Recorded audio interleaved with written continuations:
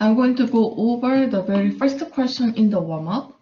There is a stack B is instantiated. This stack B is for the integer type. For the generate, you always have to say the class name, so integer, not int.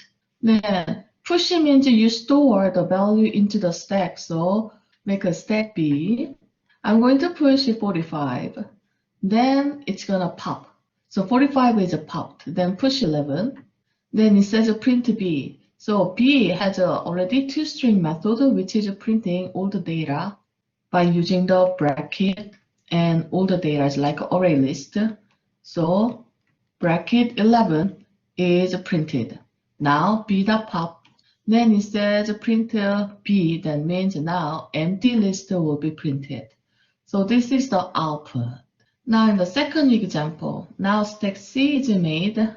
When you push 11, then pick is just like return the value of the top of the stack has.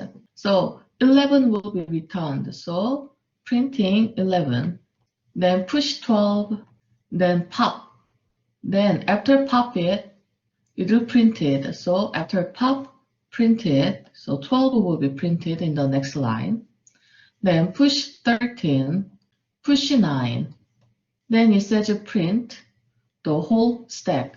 So bracket 11, 13, 9 will be printed. There is a space after comma. I forgot to put space. How about this? D.